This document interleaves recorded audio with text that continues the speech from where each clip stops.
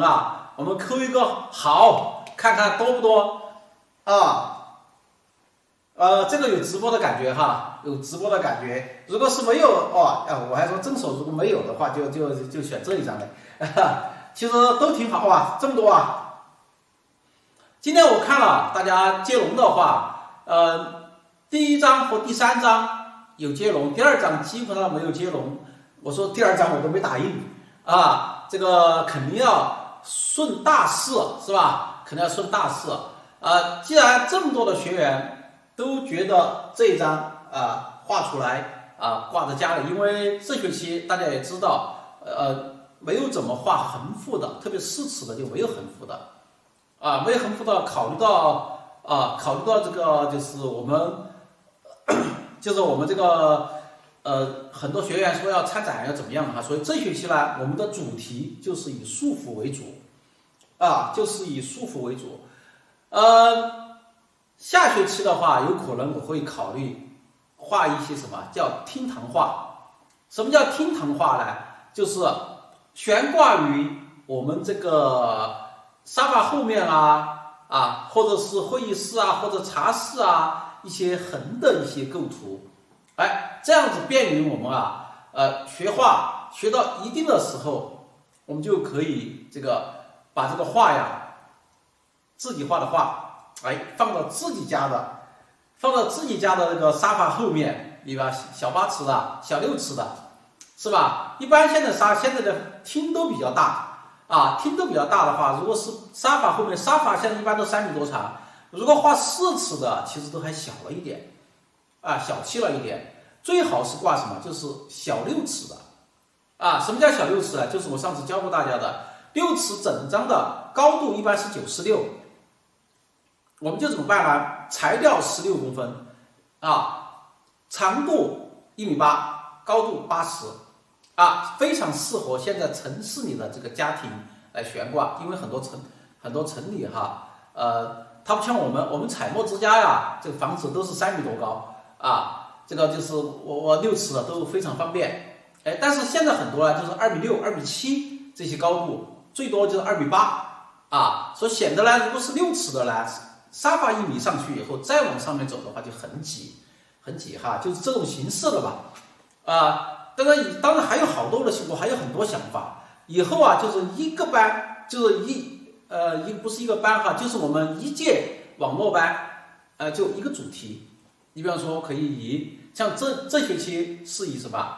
是以这个束缚适合参展的，下次适合什么厅堂画悬挂的。再下次我们那真的就是教大家写生。今天是我们写生的一个翻版就是我们其实今天我完全可以，我有很多很好的图片，为什么我不自己找一张图片来画呢？照样可以把这个课上得非常的精彩。这就是也是一种尝试一种参与感。同学们，这个把自己喜欢的图片把它收集起来，发到群里，看我是不是可以选中。这本身就是一种互动，是吧？这是一个，关键是有一个大家学会了怎么样，在网上去搜。其实网上你们只要去搜大把的好图片。我教你们这么一招的后大家就知道，我们可以找到网上去怎么样呢？去找一些好的图片。然后找到以后，像比方说今天我就把都是你们发过来的，是不是都是你们发过来的。我就会把你们这个发的这个图片，我再通过它去加工今天我让你们看一个什么来？看一个你们选择1的，选择3的，怎么样的其实有几个同学，我觉得我开始你们在聊，我是故意不说话的这也是刚刚有个同学说了，郑老师吊胃口，这个是皇帝不急太监急，故意不说话。为什么故意不说话呢？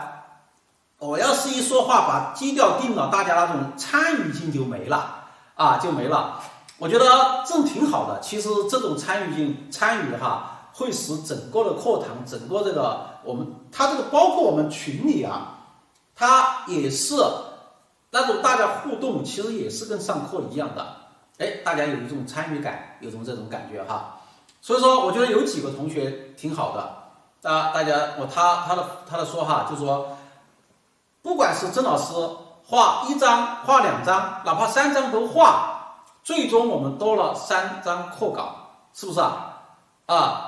真正我要教会你们的是怎么样去构这个图啊。当然也有同学说，叫我去给大家说一下，要创作这个图该怎么办？哎，这个都很好，都是学习的这个好办法，我觉得不错话，给你们点赞啊。当然还有同学已经说到了，那曾老师把这个几张构图融为一体，把它形成一张，不是大家的意见都有了，是吧？哎，我觉得你的想法跟我不谋而合，我也是这么想的，就是说我画这张，喜欢这张画的人呢，他这个哎呀，真的是没画第1张。我要画这一张呢，喜欢这一张的人呢，真的是没画第3张，是不是啊？好了，我3张都选我把第2张的纵深感把它画进来，把第1张的前景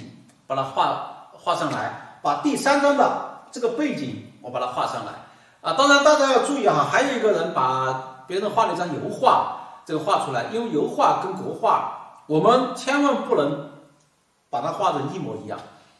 如果把它画成一模一样的话，我跟你说哈，那基本上这个就失去了国画的一些就是方法了我们必须要怎么样来？我们必须是要怎么样来？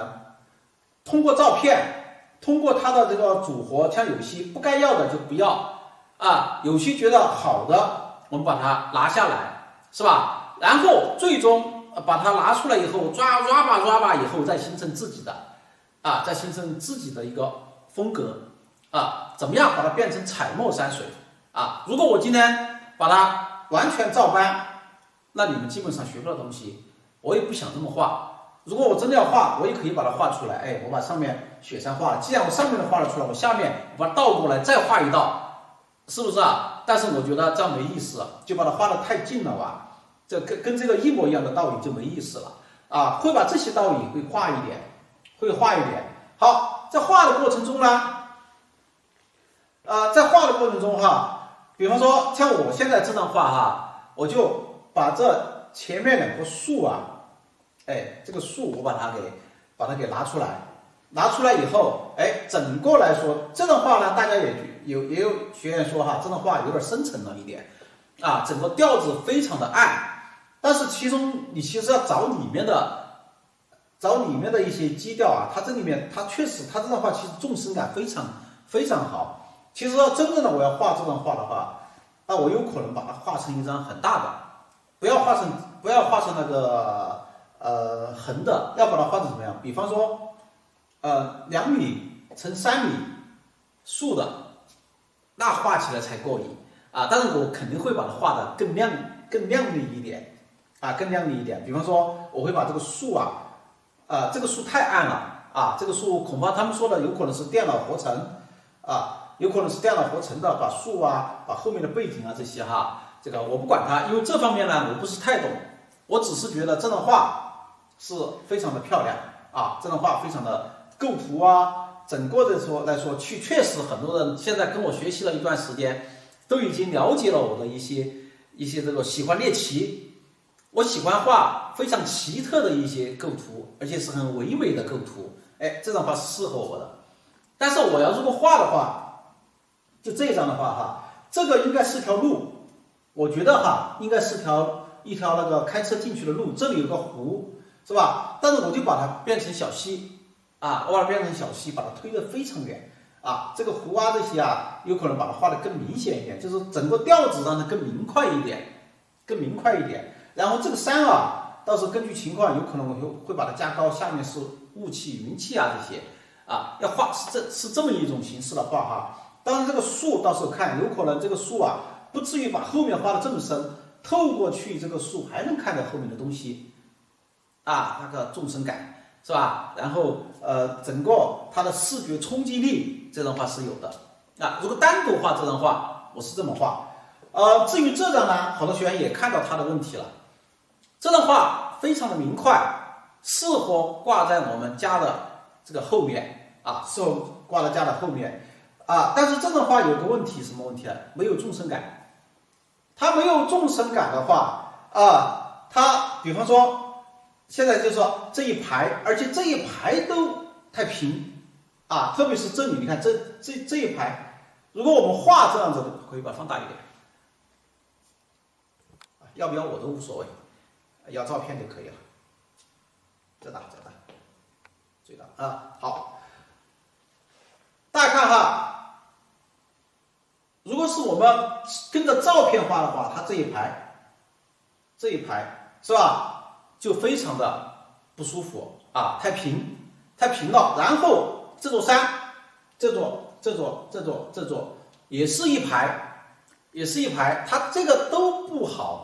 所以我们要写生的话哈，我们要根据这张照片，那你把它的整个的这个调子，你可以这个很舒服是吧？这个黄色的，我们这个照片呢，它相对而言打出来呢，肯定颜色没有本身的那个照片亮丽，它稍微偏黄一点，再红一点就更好哈，再红一点就更好啊。好，然后我们如果再画的话，像我现在哈就把第一张的，我会把这个树把它画到这里啊，画一棵大树，以后，然后把这个树呢，也会画到这个位置上，然后这里已经是基本上它就是一个湖，很近的湖画，非常漂亮啊，会非常漂亮的哈一个这个好，我会怎么样呢？我会把这个前面啊加个前景，就是加上树，这个树就是用很深的颜色去画它。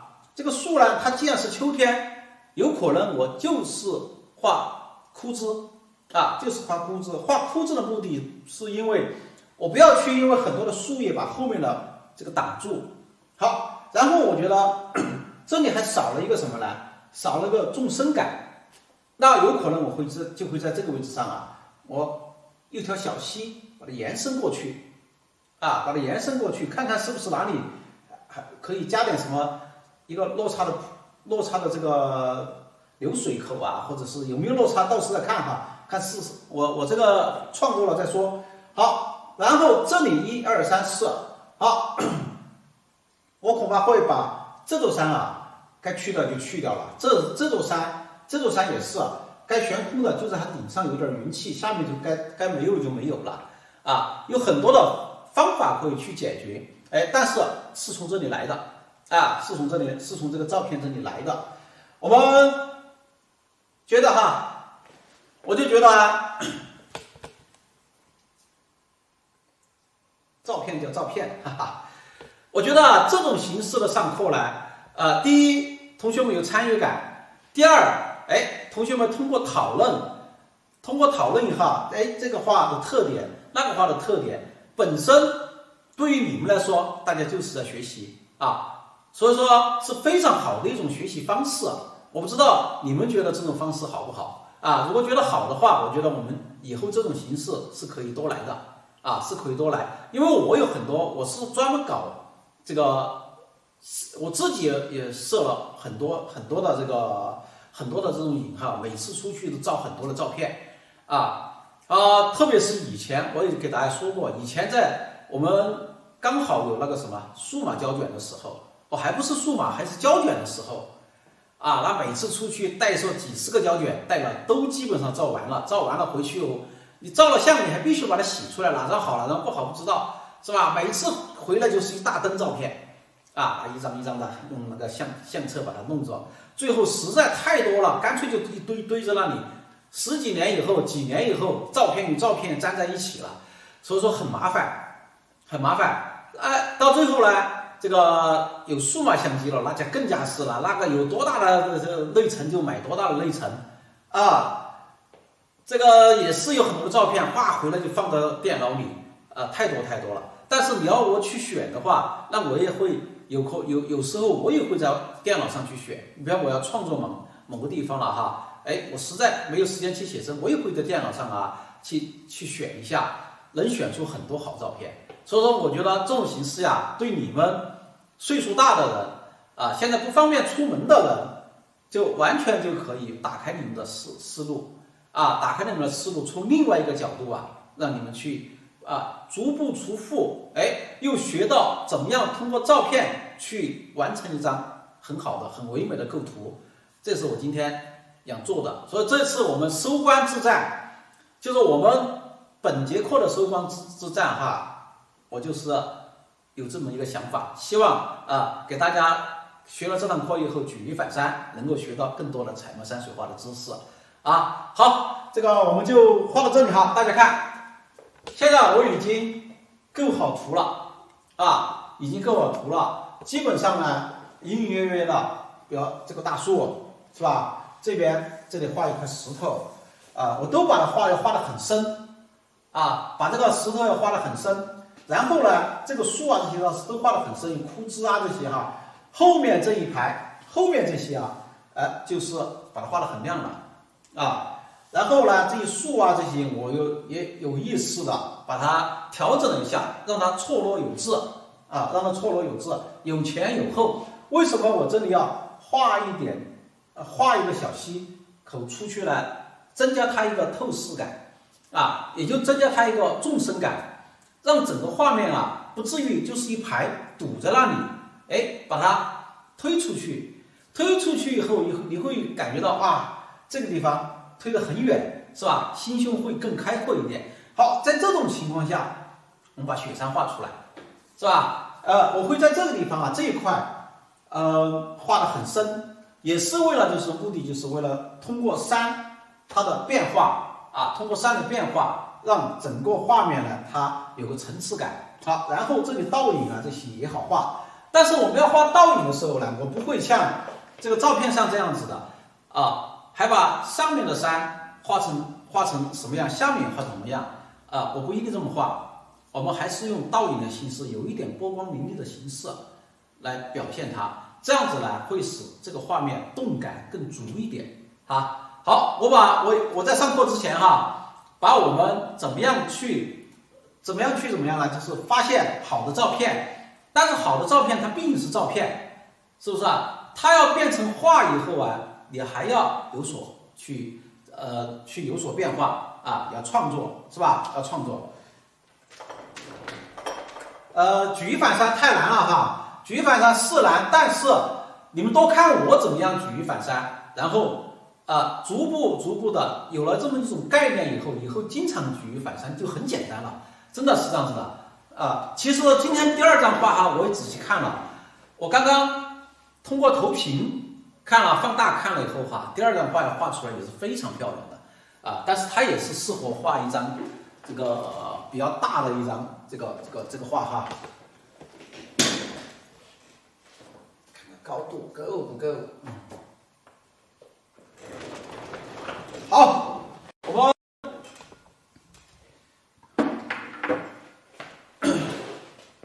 先倒点墨。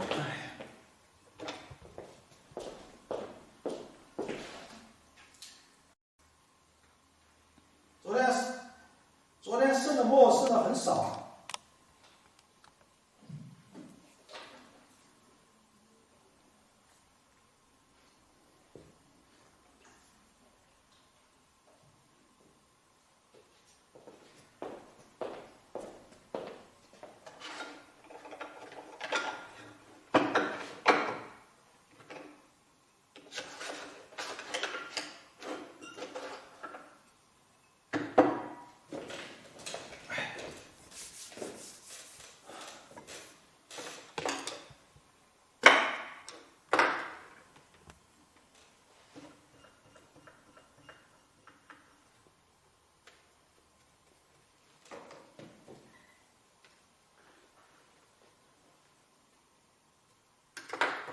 我们先把树画出来吧。树呢用中石化来画，当然有时候呢这个画面很大的时候呢，我也会用这个大石化来画。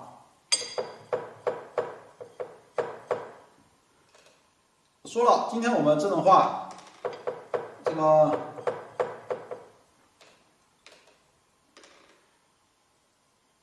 为了把前面画的非常的这个厚重，所以说基本上你看哈。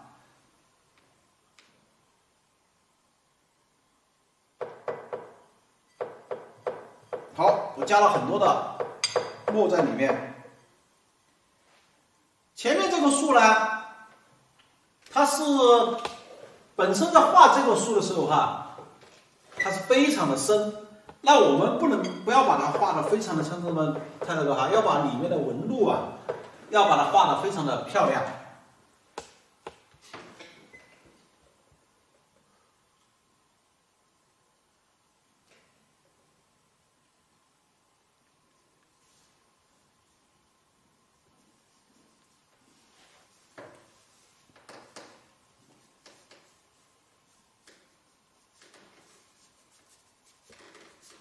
然后我们这一笔画下来，拉得很长很长，是吧？好，这里面它有一些，现在就先把这个树啊，这个镂空的这一块，先把它画出来。这画完以后，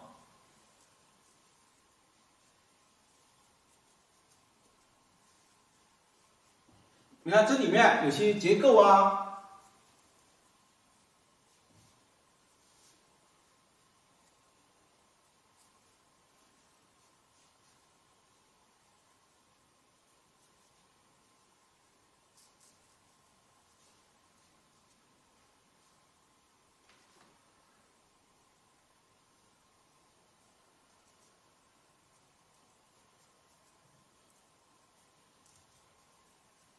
像这么大的树哈，在画的时候就要注意什么呢？哎，注意这个里面，它特别是树的边缘啊，树的边缘就不要一笔就轻飘飘带过去了。哎，这个树感你要把它画的沧桑感，把它画出来。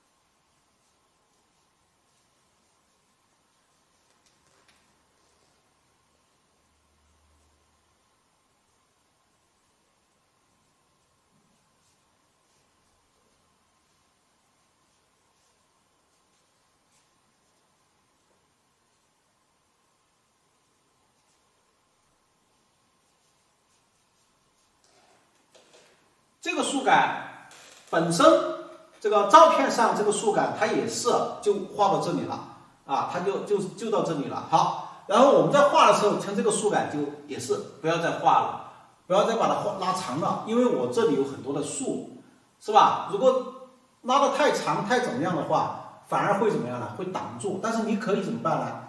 你可以你把这个树它是断开的，是吧？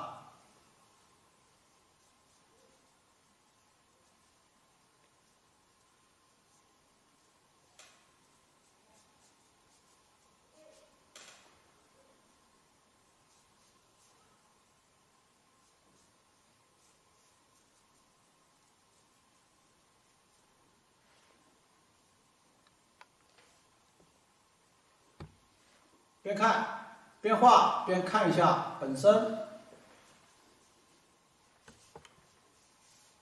好，然后这只是它的一个面，你要让它感觉到，它这里有层次感，把后面再把它再画一点啊，再画一点，感觉这个树呢，它有立体感。把它画了以后。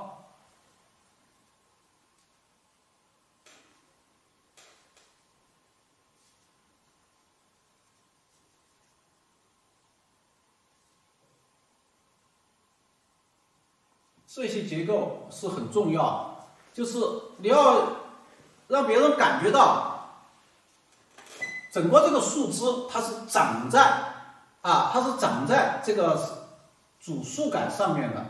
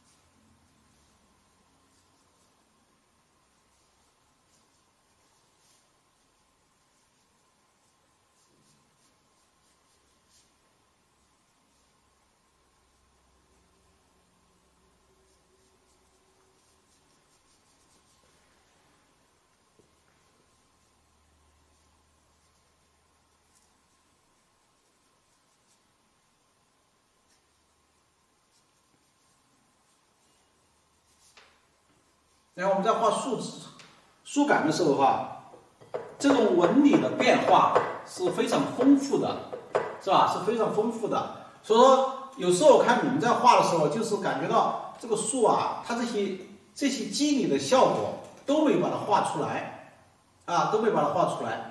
这是为什么呢？主要就是对这个树的一些理解啊，这些啊，这是一个。第二个呢，就是技法上没有做到心手合一啊，这些东西说来好像大于了，哦哟，什么叫心手合一啊？好像有点悬，其实一点都不悬。这个就是别的就是什么，没别的办法。哎，就是要做到什么？多画。你只有多画了，这个笔到你手上，在笔接触到这个纸上的时候，这一笔过来是什么感觉？那笔过来是什么感觉？你心中有数了啊。然后你在画的时候，这些效果才会达到什么？你想成什么效果，就争取画出什么效果哈，只能争取哈，不是说是。那说实话，这个宣纸，也大家都知道，它是有一画是容易沁开的，是吧？是容易晕开的。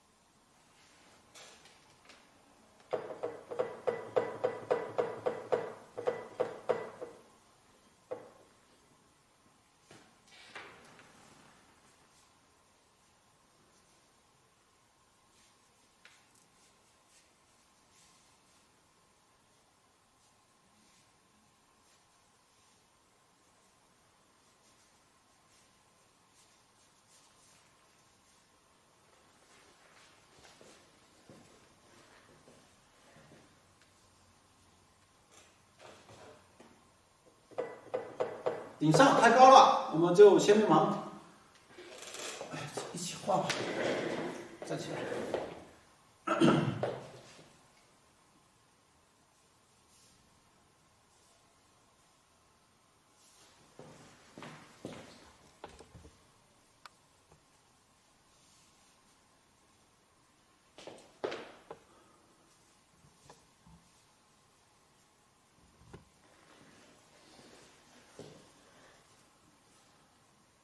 相对而言呢，下面呢就还好一点啊，下面会好一点，就不要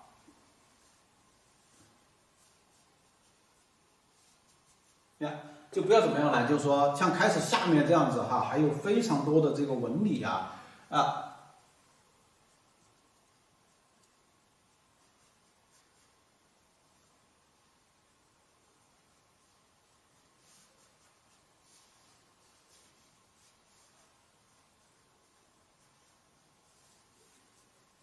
大家看我这个用笔啊，看我这个用笔，它在用笔的时候，第一个笔上的这个水分不要太多啊，水分不要太多。第二个呢，在用的过程中不要一笔就把它这个带过去了。我每次在画的时候，其实你看哈，这个笔它在用的时候笔锋你看现在这个笔是往上的，是吧？如果我只是就这样子的话，就是用到侧锋上。但是如果我翻过来，大家看，慢慢翻哈，我慢慢翻到这边来的时候，它这个锋就在下面了。那我在画的时候，其实我是用的什么？是用的锋上的啊。它这些你边画，笔上的水分会逐步就变少。在变少的过程中，好，然后你会根据画面的需要，哪个地方需要它这种沙笔这种就是我们常说的那个什么呢，就是金石味的线条哈。我这个一定要把它普通话说标准一点啊。这种近视位的线条呢，它就会更多的出现。如果你那个笔上的水分很多，那一画它就化开了，或者笔锋它就没有这种线条的感觉的话，那画面上它就没有精神，是吧？你看我们这里画了以后，本身这张画也是这样子的，它这里有一个什么呢？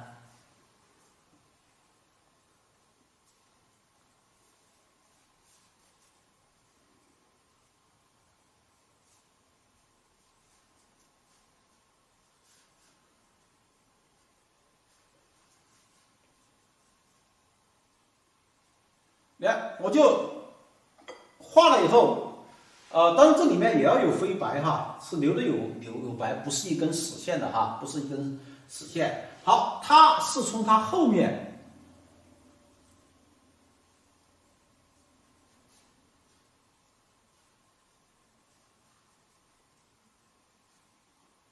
这边也是把它擦一下。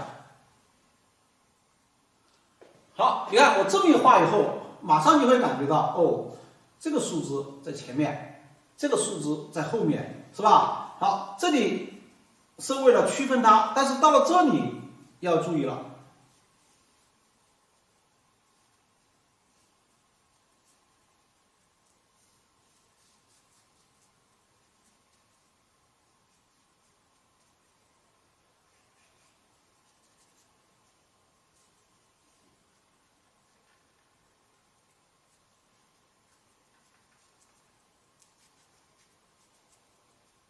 你看，就很好的就把它衔接过来了。开始这第一笔，你现在会感觉到吧？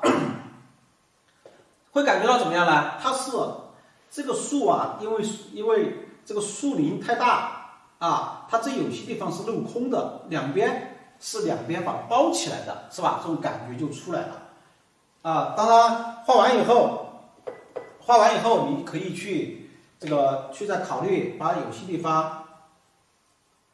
哎，你觉得它衔接的还不够啊？或者觉得哎这个地方你看它这个还突然凹进去了，不好看呀，都可以再去调整它的，都可以去调整，这个就很简单，是吧？你看我们画了以后，一棵非常看到很沧桑的一棵这个有年龄感、有岁月感的树，它就出来了啊，它就出来了。所以我们有时候在画的时候，一定要把自己所学的一些基本功啊，这个就是把它表现出来。当然这些啊，就是怎么说，一定是要怎么样呢？就是要通过训练才能更好的去把它画出来啊。不是说是我今天我看了老师在课堂上画了一张以后，然后我就觉得肯定我也画得出来。其实没那么容易哈，你们只能怎么说呢？啊，只能就是说在画的时候，像今天我把这个树画出来了，画出来以后，你们就通过学习啊，通过这个跟我学习，通过临摹也好，现在作为初学者的话哈，你不要考虑到啊，比如说作为小白，就不要考虑到，哎呀，我一定要把老师的全部的构图啊，全部的都画出来啊，因为你现在如果还没有这个能力的话，这个时候其实我就在教你们怎样画树，怎样画一棵这个比较苍劲有力的树，是吧？把这些树纹画出来，以后你要创作的时候，你把这些都画得很好，以后的创作真的就是什么画都是信手拈来啊！当然，我也希望你们达到我这个水平。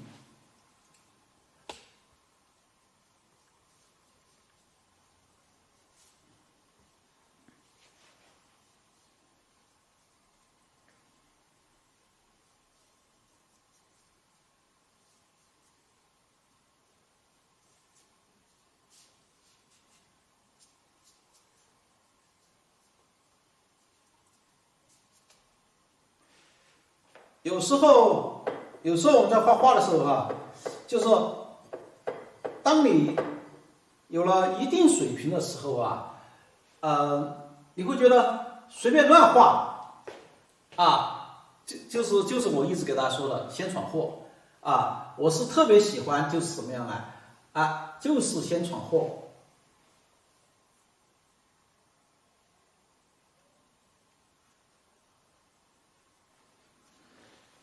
要把画画呀当成一个什么呢？因为我相信我们班上的学员哈，大家都是喜欢彩墨山水的人，才来报我的班，是吧？如果你不喜欢我的话，你来报我班，或者是那就你不可能的呀，不喜欢你报什么还要花钱啊，这是不可能的。大家都是喜欢彩墨山水的。好，然后既然都是喜欢彩墨山水的，好，然后我们在这个画的时候，那你就认真的静下心来啊，认真的画。你看，我们随便寥寥几笔，它那个出字这些就出来了啊。其实这个没什么太多的这个啊，你比方说我们把这个画了以后，本身就是第一张这张那个树哈，它基本上是贯穿了整个画面啊。但是作为我们来说呢，那你不可能去贯穿整个画面，是吧？贯穿的话，你相对而言，我们就怎么办呢？差不多在画面的不到一半吧，五分之二的这个基础上，再往前面走的话。大家再看哈，我在画这些树枝的时候哈，每一笔行笔都非常稳。怎么样能够让它行笔稳呢？哎，就靠这里，你把这个手搭在上面，在行笔的时候，刚好把笔尖放在这个纸上，好，然后你就慢慢的行笔，在行的过程中。注意用的风上，注意线条都在风上，你就会画出这些看着非常有力道的这些线条。这也是个小技巧哈。其实我经常给大家说的哈，我在上课的时候，我给大家说的每一句真的是说的每一句话，基本上都是技法上说的每一句话。都是这个我自己的一些心得我自己的心得你们如果是认真的学了、认真的听了的话，你把它用上去对你们这个帮助都是有的哈。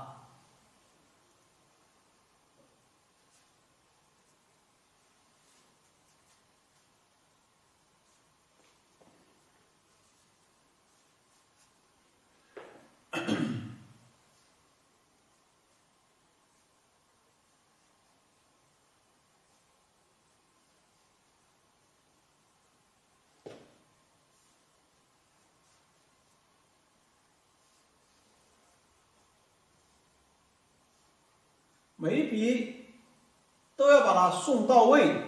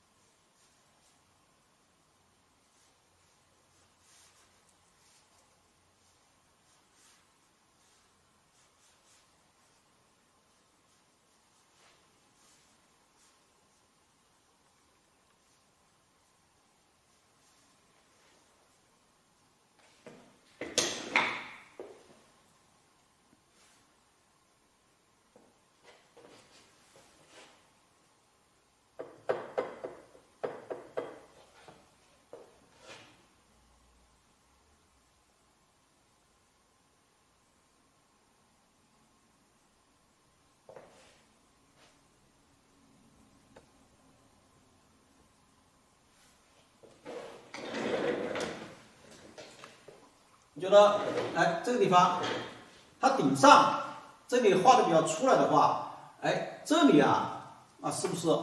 你看，它给了个整体最好了。好，你看它这里就是这么一个形状，我感觉不是太好看。反正最好，正好下面也是这个弧哈，这就是应该就是一个弧面，很近的一个弧面，是吧？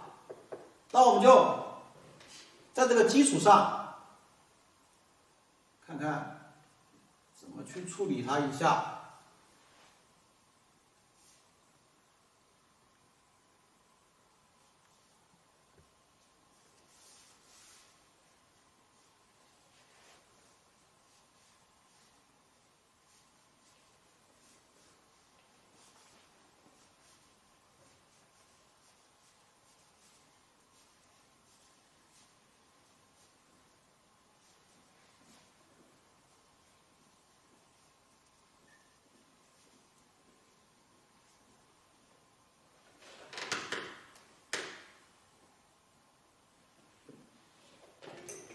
来，把这里延伸一下下来，延伸一下下来。如果是觉得这个树枝这么刀，这个比较细，那很简单。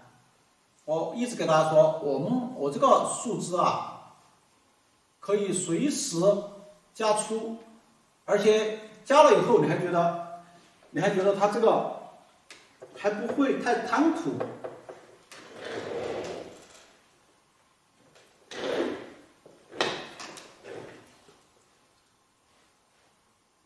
这边也是，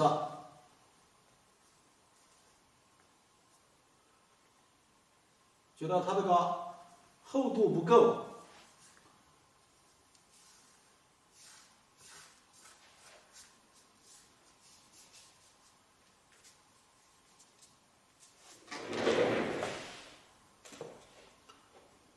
好，大家看这么一棵完整的树啊，这么一棵完整的树，我有意识的。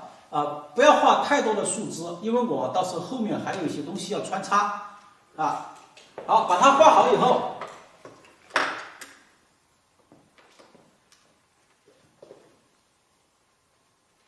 我们这里就开始把这前面这个调点墨。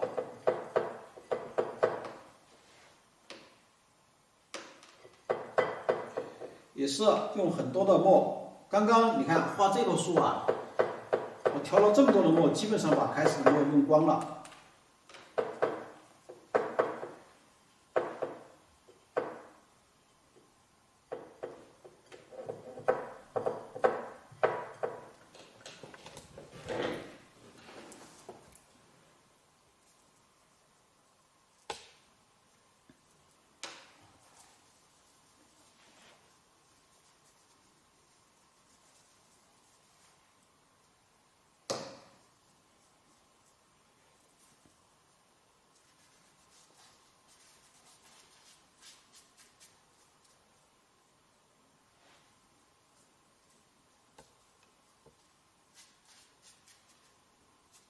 你看我怎么处理的哈。这也是昨天我教大家的。我们画画，因为这后面这个地方啊，它基本上它就是一块非常深的石头非常深的石头。里面呢，不要把它画成一块死墨就可以了。这个地方它是亮的，那我就可以把这个墨基本上把这里全部挡住，把它衬出来。这里是实的，那我这里就虚。所以我昨天一直跟大家说，我们遇到这个山石你实，像比如你这里比较深，那我就虚；你这里比较白，那我就深。同样只有这么一点这个空间，我就把它都考虑进去了，是吧？这样子它的画面就不至于比如说这里白，那我这里画白，都是白上加白肯定不行。这里黑，那我这里加的很深，那也不行。它就是一个对比。我希望你们把这一关。把这个要深深的记到脑子里，记到脑子里，然后以后的话，这个一旦会遇到这种情况，就知道怎么处理了，你看，我们把这里画了以后。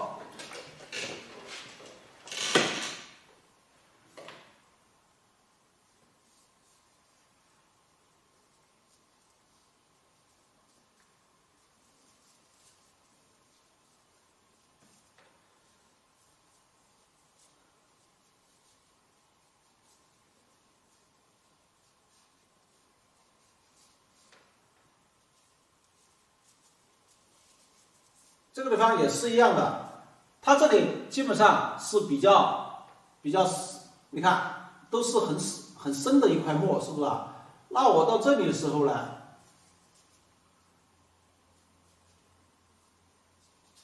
就算我把这里画的很深，我这里就虚一点啊，就虚一点。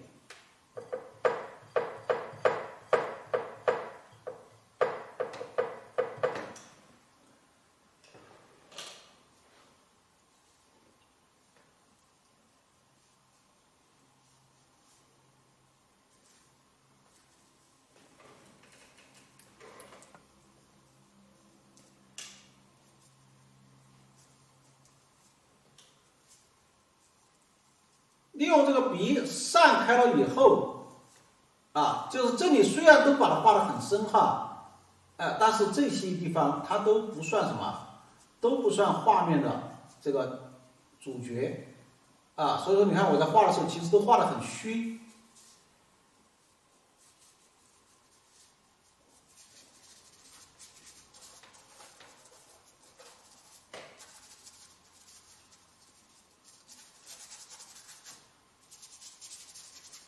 随便我怎么擦怎么弄，它是跟这个树感啊，哎，它是不会抢这个树感的。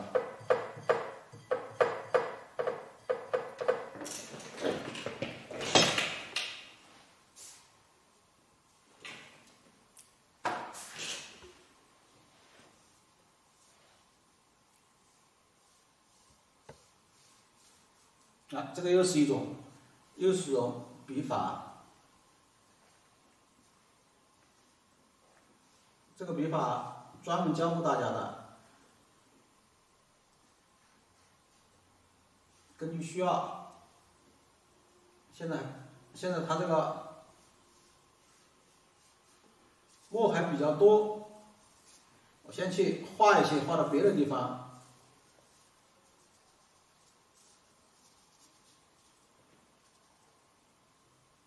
好，现在基本上画了几笔以后，哎，它这个墨就少了。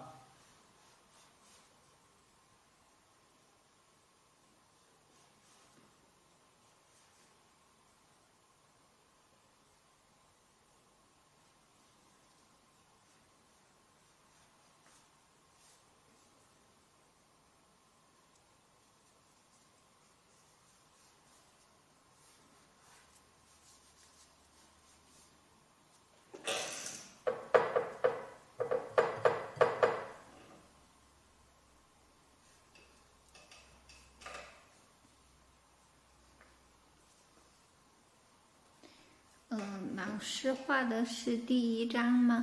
老师现在画的是第一张照片上的树跟山石啊。这个一看就是刚进来，没有看我前面上课的人。来，靠近这边的呢，我把这个石头啊，这些把它画的就比开始这里就要怎么样呢？清晰多了啊，清晰多了。但是靠近下面了，我们又要开始了，又开始了。大家看，用笔明显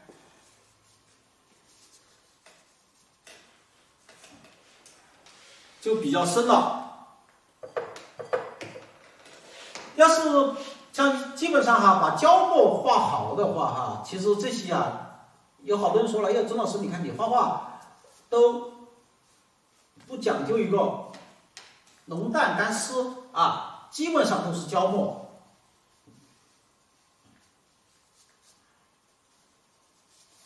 但是我们胶墨也讲究虚实，是吧？就同样我是胶墨，是吧？这里面你也能看出它的这个浓淡关系、虚实关系。我的画面讲究的是什么？就是点线面的组合。你看，这是该是面的地方，那我就让它大胆的这个下去，因为像这一块。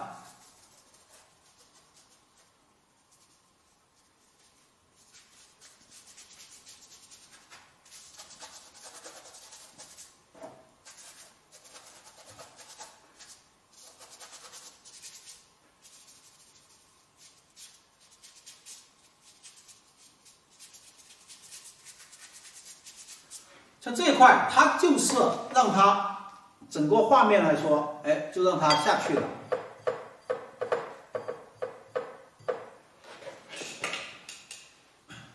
我刚刚一上课就说了，我是把第一章和第3章把它有机的结合起来画的。如果你一直在课堂上的话，你就应该听得到。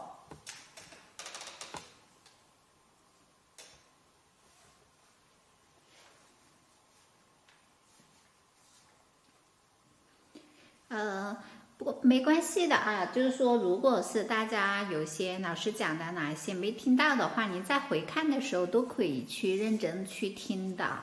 因为网络班上课有时候因为工作忙啊，中途才进来呀，或者是说早就进来了，临时又有什么其他的事儿去办了，这个都没关系啊，大家都可以去认真的去回看课程。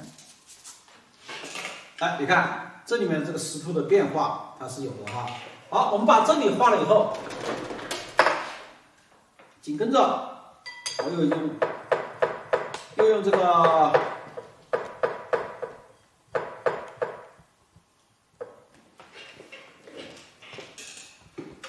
个中石环来画什么？画我们这一棵这个大树。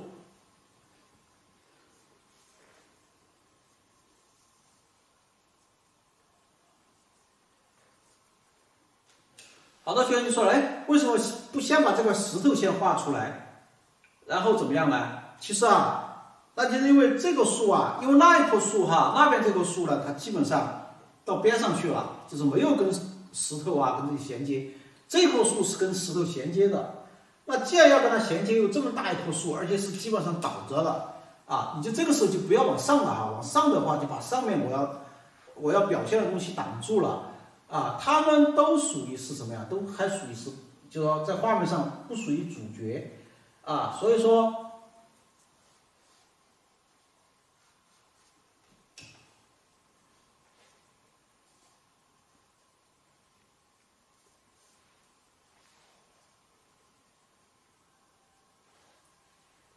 你看我。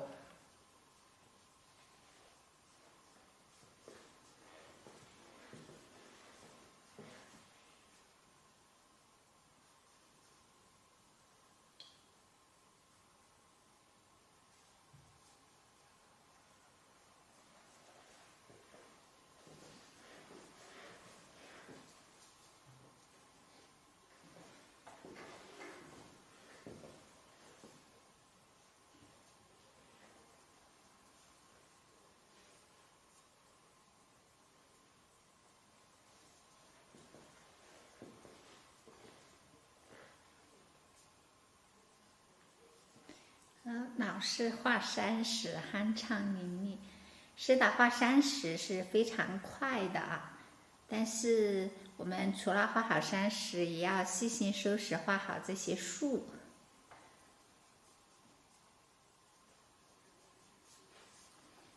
其实你们看我画树跟画山石，那真的是有异曲同工之妙啊，都有相同的用笔啊。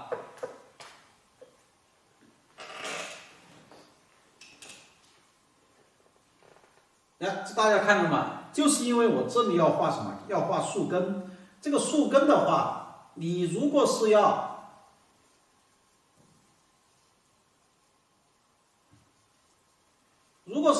让这个树啊跟这个石头很好的衔接，那你就得先把这个树根画出来以后，到时候石头哎直接跟这个树根衔接，它效果就好了。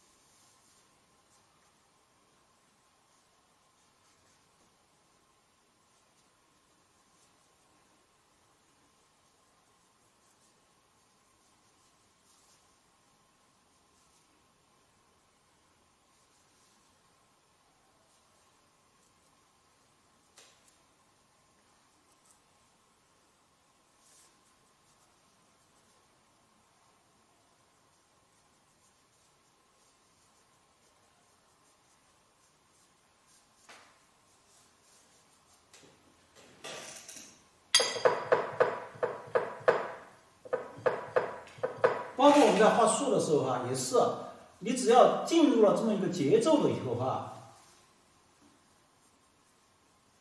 这个是画起来也是很舒服的，也可以说用酣畅淋漓的来表现。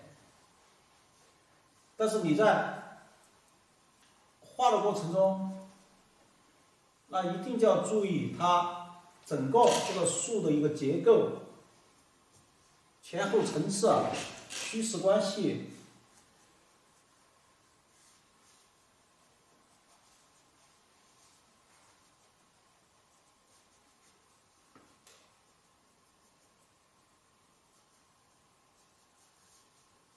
我画画呢是喜欢怎么样呢？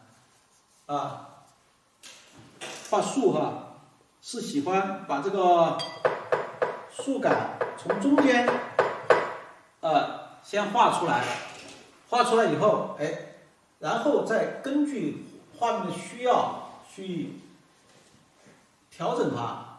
当然有时候呢，你看画了以后，哎，觉得这里头这么粗，这个地方这么细。那肯定是不舒服，是吧？肯定不舒服，那是不是怎么办呢？很简单，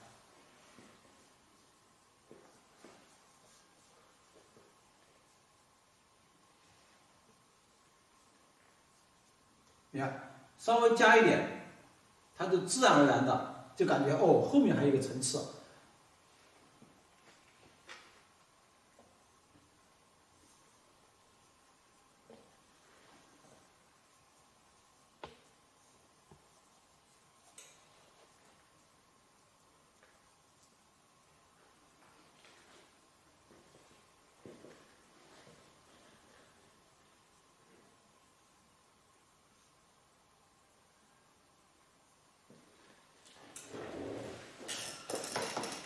要学会利用这个就是他们这些肌理鼻痕的一些效果。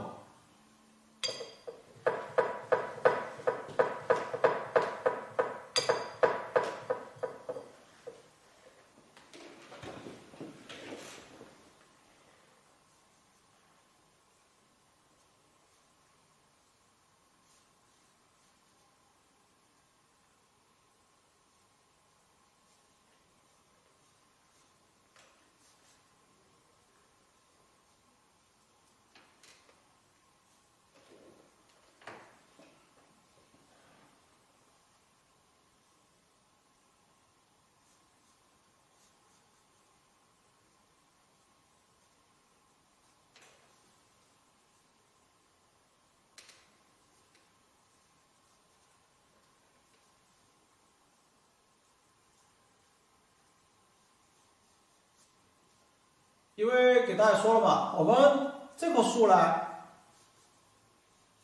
就基本上今天这个前面的树哈，这个那边那棵再看，至少这一棵啊，基本上让它是枯树，所以说我们在画的过程中，我是特别要把它们的这个一些效果啊，把它表现出来。特别是树的形状啊，就让它更漂亮啊，这些。这里还要考虑这里就是要考虑什么样呢？就是考虑它，不要把它画的太复杂，不要画的太复杂，因为后面要画很多的这个什么，还有很多的文章要做。这里如果是把它画的太复杂的话，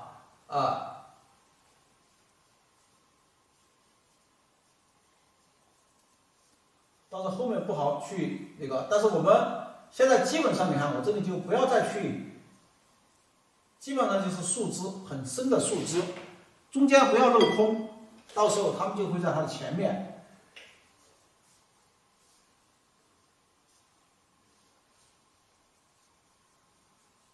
一画时间就过得很快，3点钟基本上到了，我们把这棵树画完，我们就休息一会儿。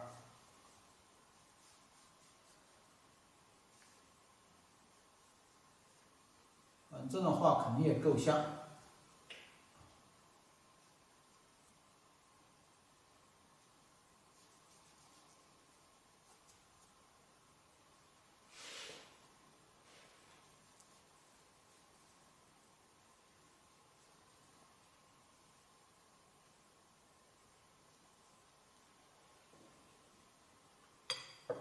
你看本身我觉得画到这里，如果穿过来的话，他们会穿成一条线，不好看，干脆我就把它转个弯，让它从这里下面穿上来，是吧？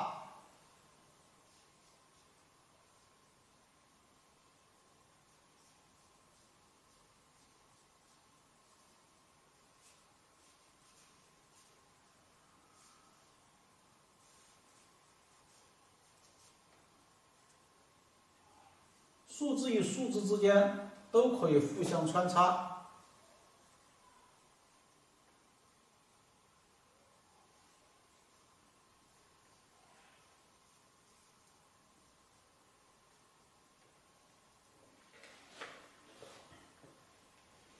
好，我们就把它先画到这里，先休息一会儿哈。好，大家看哈，我通过这前面1个小时。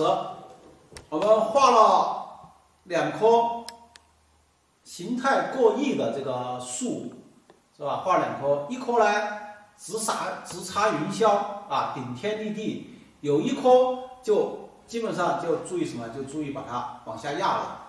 往下压，目的就是为了基本上把后面这一排东西把它给这个让出来。你不要去像前面一样也画很大。